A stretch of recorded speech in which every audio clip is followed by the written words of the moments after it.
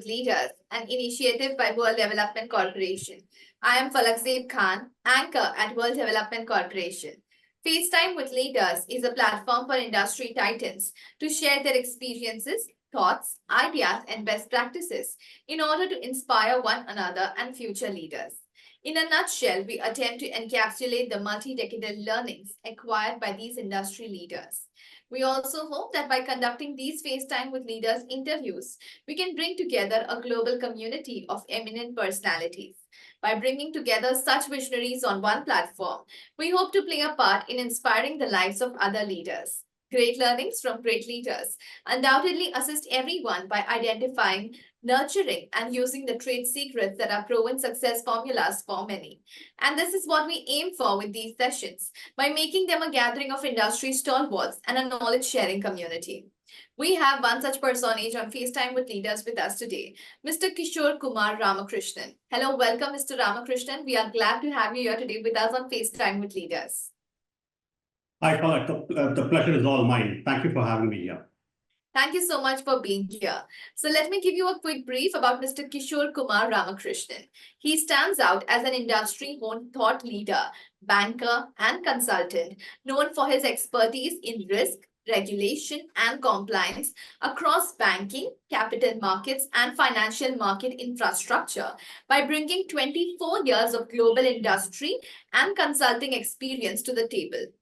Having worked with industry giants such as PricewaterhouseCoopers, that is PwC Consulting, and Ernst Young, EY Consulting, his industry sector experience encompasses major clients in banking and capital markets, asset and wealth management, and financial market infrastructure, as well as collaboration with regulators and industry trade associations.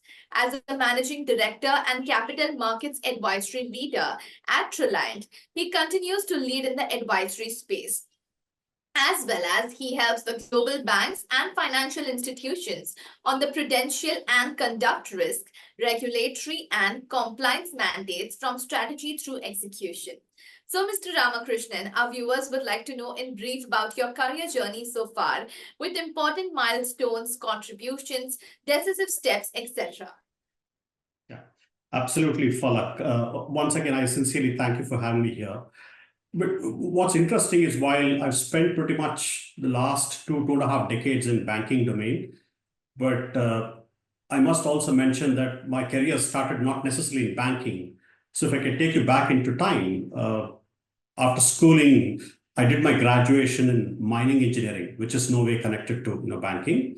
But that's where the seeds of banking interest were sown, so to speak, because we were exposed to the subject of mine and mineral economics that talks about how do you manage, the economics of running a mine in a profitable manner. So that led me to exploring alternative career and pursue a career in finance. And I was fortunate enough to do my master's in finance with specialization in derivatives and risk management. So since then, there's been no looking back because I've spent pretty much all my life in the banking domain, so to speak. So that's how my trust in banking started off. And if I can just indulge myself for a minute or two there. So if I had to summarize my 2.5 decades of industry and consulting experience, at the risk of oversimplifying, I would break my career in 2 equal halves. My first half, I call it my scene 1, act 1, for lack of a better term, which was predominantly spent living and working in the Western Hemisphere of the world for the first 12 years of my career. In the US East Coast, UK, and in Europe, working for global banking and wealth management institutions responsible for delivering their strategic risk and regulatory transformation agenda. My Scene 2, Act 2, which is the last 12 years of my career, which was predominantly spent living and working in the Eastern Hemisphere of the world, i.e. between Hong Kong, Tokyo, and Singapore, in the consulting domain, starting with PwC and EY, as you mentioned. And since then, I've been working in the consulting domain, serving banks, financial institutions, and regulators on a wide variety of risk, regulatory, and compliance mandates, so to speak. So that's, in a nutshell, the last 24 years of my career, so to speak.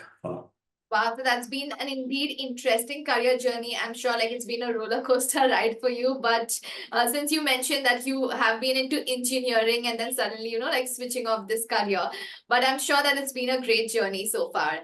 So, moving ahead, do you believe that your international exposure has been instrumental in your professional success or intellectual growth, offering a better corporate perspective? So the absolutely yes in one word, simply because while having a good understanding of the subject is extremely important to kick off your career, but over the years, if there's one thing that I've picked up, that is to have a good empathy and understanding of the different work cultures.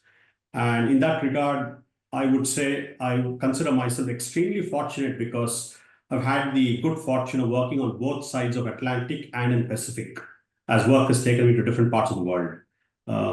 So when one gets to work in the East Hemisphere, the cultural nuances out there are far more nuanced and very delicate compared to having worked in the Western Hemisphere.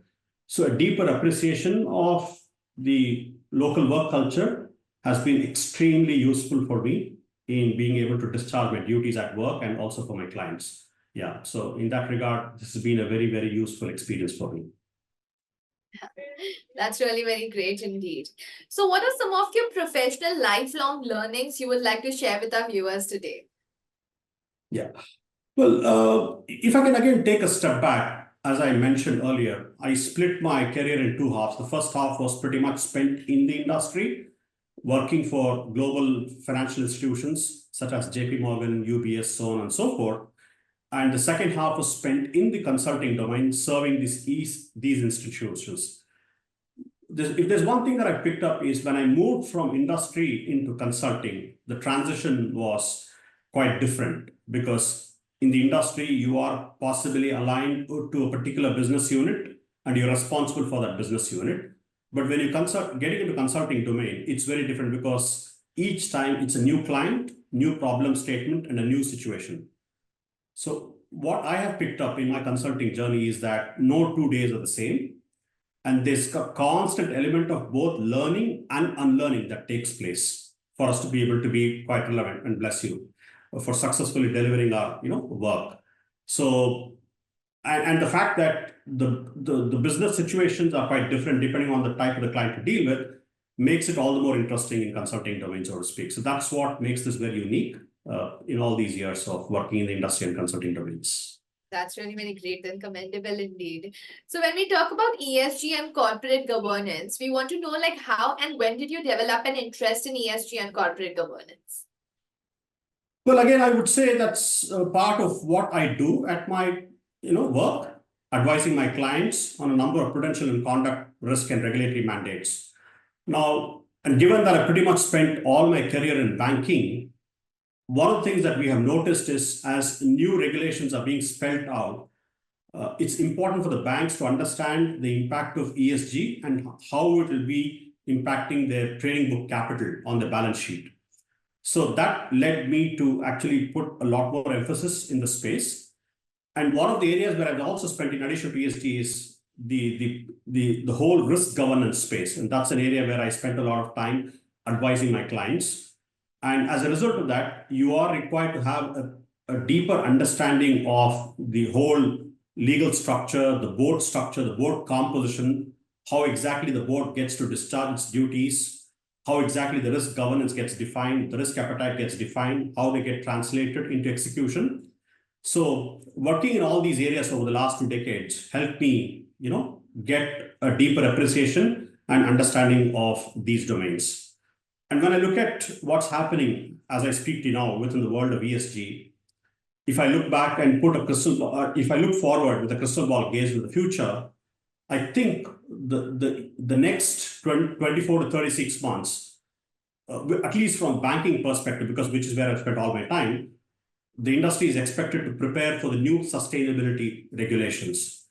I mean, for instance, around the world, I expect all the governments are likely to be introducing and updating their sustainability regulations in 2024. And that means only one thing, which is there is a huge array set to come into force in the coming years, and company will need to prepare. So many of these regulations are aimed at making data and progress towards sustainability goals more transparent and standardized. So as a result of that, I expect the work firms all over the globe will be adapting to new standards, and that's certainly going to be a challenge for the organizations that currently do not have an intelligent approach to ESG data management and governance. So that's something that I expect will unfold. And if I can also then continue further based on what I see, there is also an emphasis on moving the sustainability conversation beyond carbon. Now, if you look back in time, much of the focus among both the global and the regional institutions and businesses up to now has been on carbon emissions and reducing them. However, what I notice is there is a growing realization that while transitioning away from fossil fuels is important, it is just one aspect in dealing with the climate crisis. So therefore, the view of sustainability is broadening from an environmental perspective, but also from a social perspective. So that means that we are expecting that there is a trend. If this connection between nature and biodiversity continues, then the focus will be on tracking the carbon, managing and reducing the carbon. So that's what we're going to notice. And the last thing I would just mention and take a pause is there is also a greater emphasis towards balancing the short-term profit with long-term sustainability investments. Now, what we've noticed is there's a whole sort of work being carried out from the academia, where they're noticing that as the companies are working towards fulfilling their ESG obligations, they have highlighted that the investment between the ESG, they need to strike a delicate balance between the short-term operational challenges and also the long-term expense focuses, so to speak. So that's an area where we are seeing another emphasis in terms of sustainability, as far as I'm concerned. So our next question is also on the similar lines. Like, as an ESG and corporate governance expert, what values do you bring to the table? Well, I actually get paid for advising clients on all these mandates, as you can imagine. Now, one area where I spend a lot of time is to try and dissect the global regulatory landscape within the ESG space, and then help our clients understand how these regulations are supposed to be implemented, what it means right from the board governance to risk governance, all the way down to the reporting level. So that's an area where we spend a lot of time. So, and this is something that I've been doing for my living.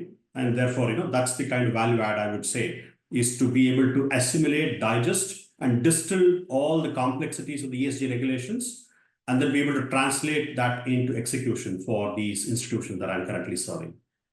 That's really very great indeed. So when we talk about technology, what are some of the most remarkable changes you have seen in your field with changes in technology? And what changes do you expect to see with the advent of IoT, AI, ML, blockchain, big data, and Web 3.0? Well, I must begin by confessing that, look, I am absolutely no tech geek.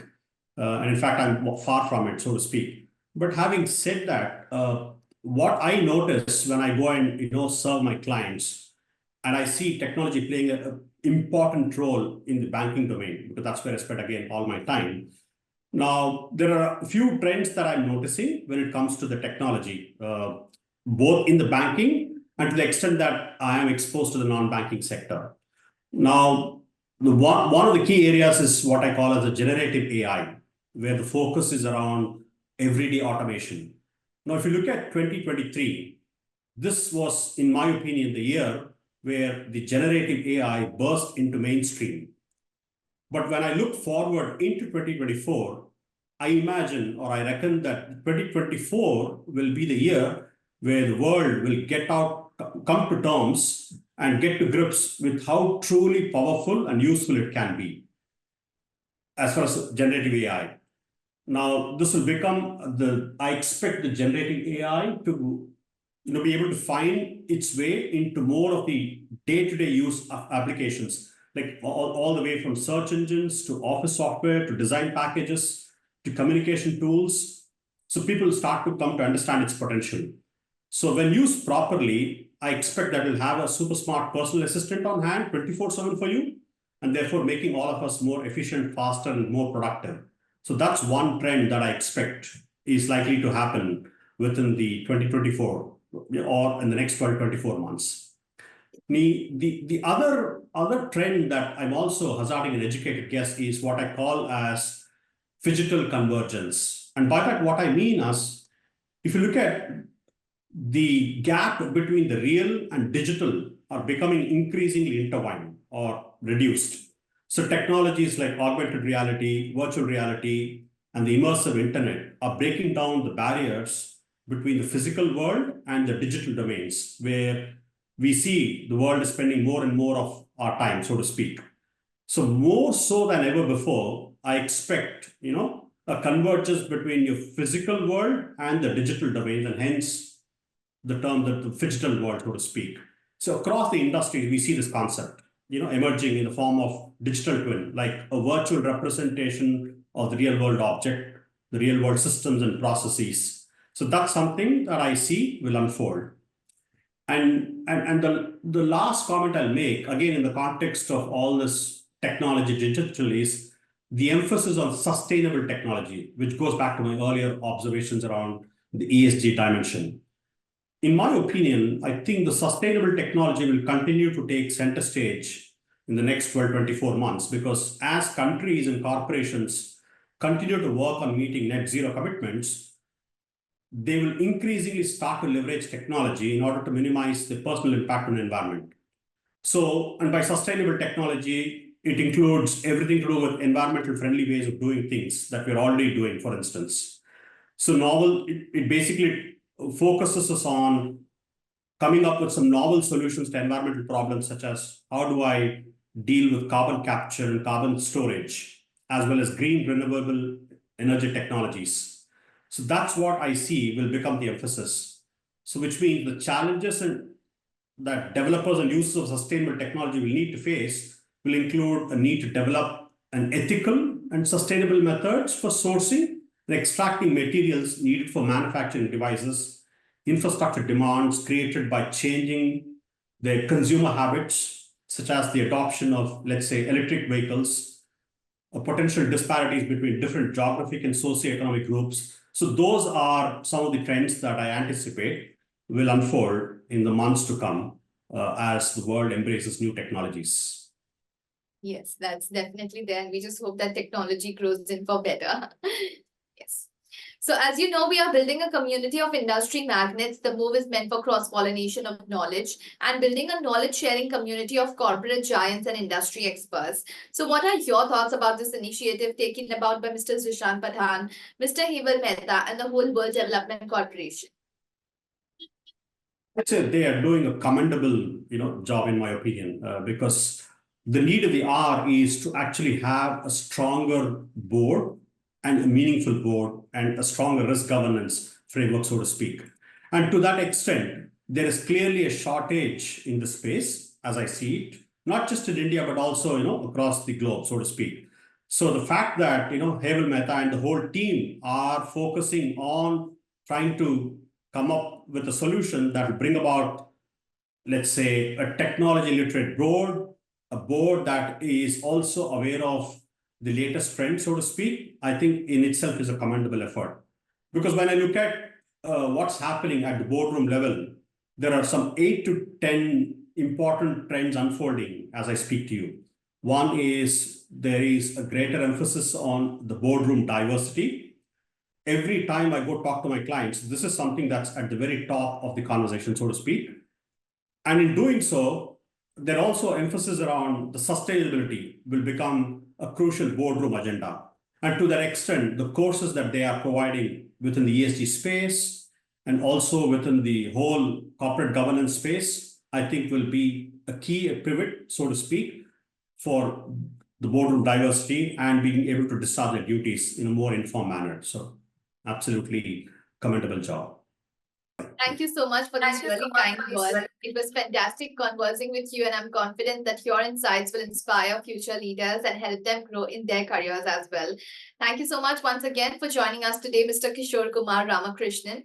We wish you the best for your future endeavors. Moreover, trust that this initiative by Directors Institute unquestionably has expanded the participants' understanding and enriched their minds. Thank you so much once again for being with us today on FaceTime with Leaders. Thank you indeed, Falak, for your time. The pleasure is all mine. You have a good day. Thank you. You too. Take care.